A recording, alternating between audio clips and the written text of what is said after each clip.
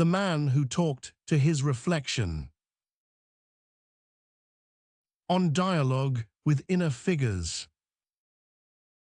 A man had begun in his 40th year to talk to his reflection. He did this in the evenings in his bedroom in front of the large mirror that stood by the window. He would sit on a small chair. He would face the mirror. He would speak. The reflection would speak back. The reflection was not exactly him. It looked like him. It had his face, his clothes, his small habits of expression, but it said things he himself would not have said.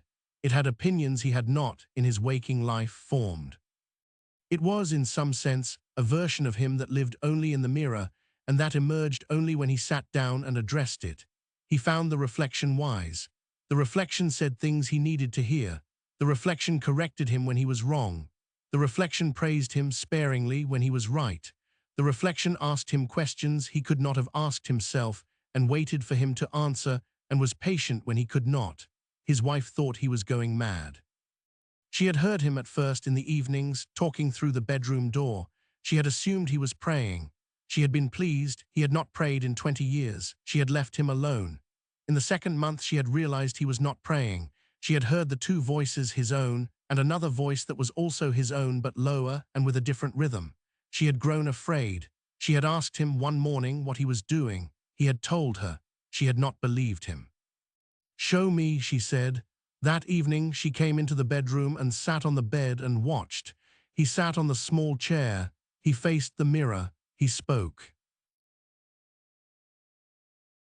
The reflection spoke back. His wife sat very still on the bed. She had not before heard the reflection's voice. She heard it now. It was unmistakably real. It was also unmistakably not her husband's everyday voice. It was deeper. It was slower. It had a quality of authority her husband, who was a kind but ordinary man, did not possess. The reflection said after a few minutes, looking past her husband into the bed, "Wife." His wife froze. "Yes," she said. "You have been worried about him." "Yes, you have been right to worry. Most men who do this become unable to come back out. He is not one of those men. He has a strong sense of his everyday life. He returns to it every morning. The mirror does not consume him, but it could. It consumes most. You have been right to be afraid. You have not been right to think he is mad." She did not know what to say. The reflection said, "You may speak with me too if you wish. I have things to say to you also. They are not the same things I say to him. They are particular to you. They have been waiting." She sat for a long time. Then she said, "What things?" The reflection spoke to her briefly of something she had been wanting to hear in some quiet place of her chest for many years. She wept.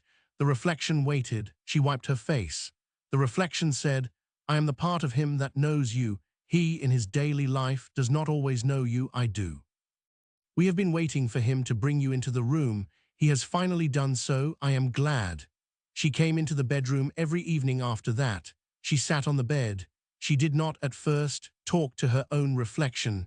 She talked to her husband's. The reflection answered her. 3 months later, she put a second mirror in the bedroom. She began to talk to her own reflection. Her reflection was different from her husband's reflection. Her reflection had her face, but a different bearing, less deferential, sharper, with a small mocking quality that her husband's reflection did not have. Her reflection said different things. They were the right things for her. The marriage, that year, became deeper than it had been in 20 years. The neighbors did not notice. The neighbors saw only a couple in their 40s who seemed happier than they had been. The neighbors, when they asked what had changed, were told nothing. The couple did not advertise the mirrors. They closed the bedroom door each evening. They had their conversations. They came out in the mornings and lived their daily lives. By the time both of them were old, they had been talking to their reflections for 40 years. They were, by the end, very deep people. They were not, in any visible way, different from the other old people of their town. They tended their garden. They went to the small market on Tuesdays. They had grandchildren who came to visit, but their grandchildren noticed, when they came to visit, that the house had a quality the other old people's houses did not have. The grandchildren could not have named it. It was the quality of a house where the conversation between the surface and the depth had been going on in 2 bedrooms for 40 years. Each grandchild in their own time was given a small mirror. Most of them did not use it. A few of them did.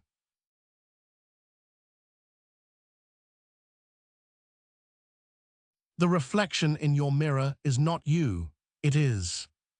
Also not you, it is the deep version of you that emerges only when you sit down and address it.